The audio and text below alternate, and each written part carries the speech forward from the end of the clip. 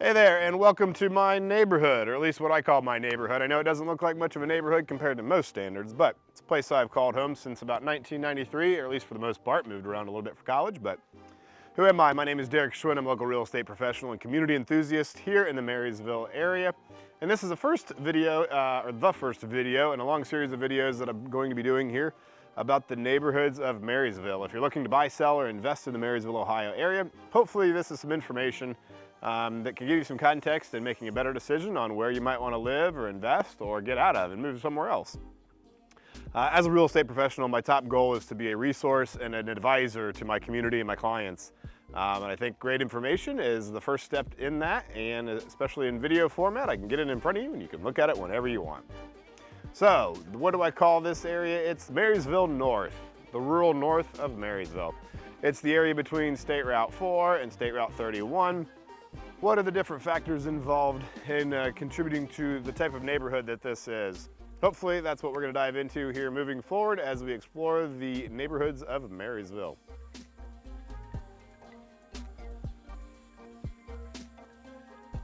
Which is located about here. We're going to start with schools. North Union and Marysville are the primary and pretty much only school districts for the area. So this information is from goodschools.org. Here's kind of a summary of Marysville first. 89% of our schools are above average, 11% below. Here's the top schools in the district. Quite a few good ones there. District student progress, doing fairly well, average or above. We've got some advanced courses here, 8th grade algebra. So we're on par as far as student per teacher count, 16 per teacher. Student per counselor, we're lower than the state average, which is good. 96% of our teachers have 3 or more years experience. The state average is 91. Full-time teachers are certified, and unfortunately our income is lower than the state average by a few $1,000s, it looks like. So I'm not exactly sure these are 100% correct numbers because I've heard the average revenue per student I think is different than this from all the stuff I'm hearing about the levy. I'm not sure, but according to this, it's $13,777, which is above the state average.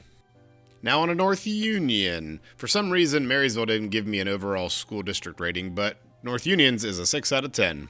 Honestly, I'm not really sure what these mean, but test scores at an 8 out of 10 seems pretty good. Progress at a 6.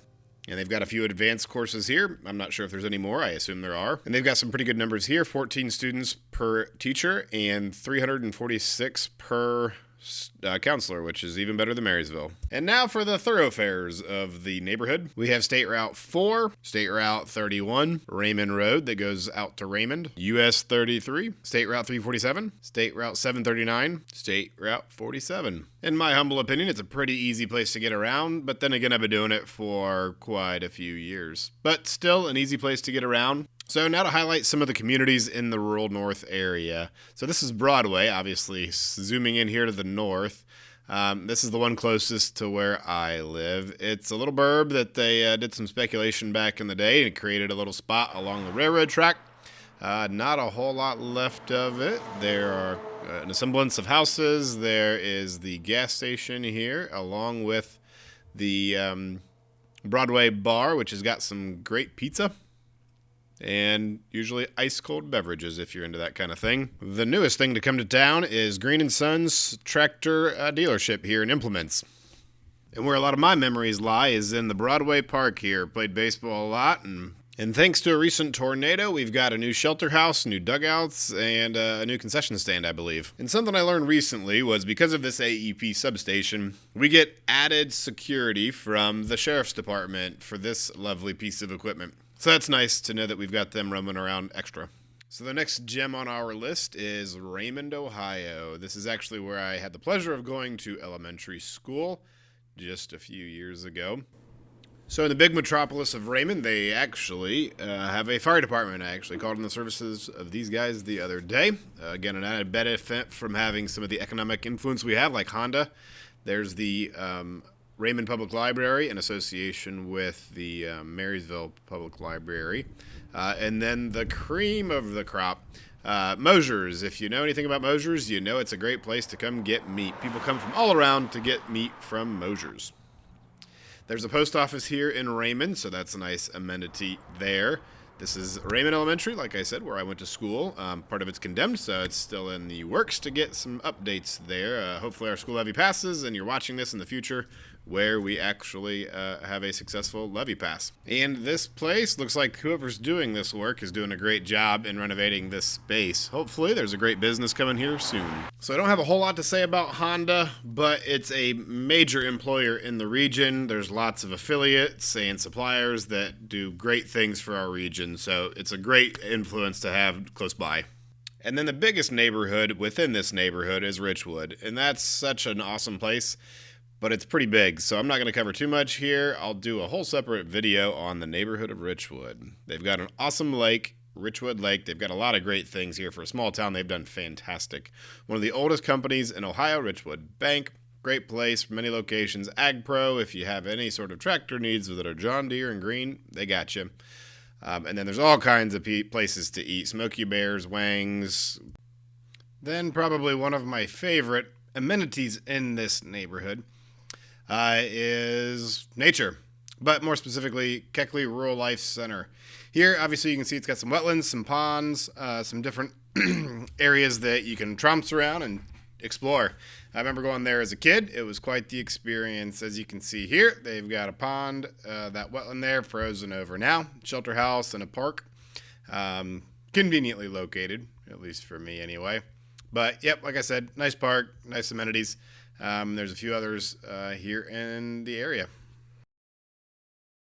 One of my other favorite features of the neighborhood is the Upground Reservoir. If you haven't been there, that's another one to check out. It's lots of acres of water, and I think it's a 2.2-mile walking path around the perimeter there.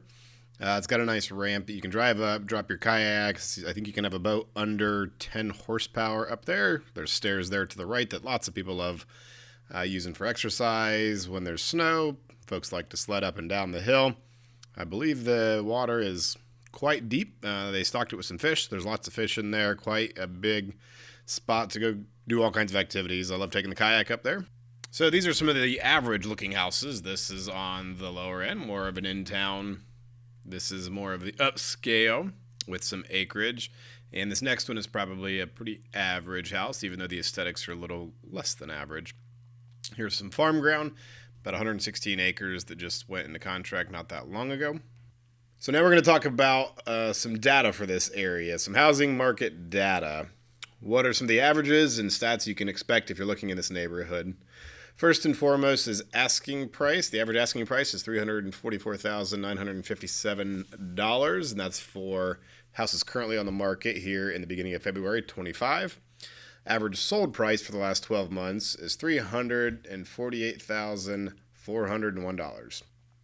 The average price per square foot on sold properties is $168 a square foot, and that gets to be a bit thrown off when you add in some acreage on some of these properties. On average, if a house is listed for $350,000, it will sell for $350,000, 100% of the original asking price. And obviously the average asking and sold price doesn't match up, but those are kind of two different time frames. There were 153 houses that sold, or properties that sold in the MLS for the last 12 months. The closed houses, on average, they were on the market for 27 days. Those actively on the market at the time of this video, their average days on market were 78 days. The average size of a home in this area is 1,912 square feet. And there's not really any specific style of home. There's a variety. Those are the pictures I showed you earlier. And there's everything in between there as well. So these dots represent all the houses that sold in the last 12 months in this geographic area. And if you look for anything 2 acres and above, here were your options in the last 12 months that closed. And if you take it 5 acres or more, here's how many. So this is just an opportunity to show you, in the last 12 months anyway, how many opportunities there were to buy a house with land, because that's what most of us want when we come out here to a neighborhood like this. So being blessed enough to live out here is one of my favorite things. I get asked, where are you from? And I say Marysville. Technically I'm from Upper Arlington, but as I said before, my parents moved us out here in 1993, and I was 6. So this is pretty much all I know, are wide open spaces like this, farm fields, hard work, and good people and good neighbors. So if that's something you're in the market for, This, I think, is the best area to be if you're trying to stay away from development. Being on the north side of Marysville is going to get you as far away from it as you can and still be part of the community of Marysville with still some good access to Columbus. I say it's the best of both worlds, being able to be out in the country, be close to a small town like Marysville, while also being able to easily access most of Columbus in a relatively short amount of time. I'm super thankful to be here and be able to have the wide open spaces to fly my drone like this and just enjoy it and raise my family here. So if it's something you want, give me a call. Well, thanks for taking a look at the Marysville Rural North area with me. Hopefully you learned something that might help you make a decision in the future or now about where you might want to buy, sell, or invest here in the Marysville area. Or if you just want to learn something about the community, hopefully there's something in here that might pique your interest and a little tidbit you can take with you. If you aren't into the country, there'll be some other videos coming up here with more of the traditional neighborhoods here in the Marysville area, in town, some of the smaller communities around the area. But like I said before, my goal is to be a resource for my community and my clients. So if there's anything I can do for you, obviously I help people buy and sell real estate, but if there's anything I can do to help you promote what you've got going on, I've got a side project helping people promote what they've got going on here in the community. If it's good stuff, I'm in for it. So if you thought this video was some good stuff, give it a like. If you haven't subscribed and you want to stay updated, I recommend you hitting that subscribe or follow button. And yeah, until then, go be part of the good stuff going on in your community. Take care.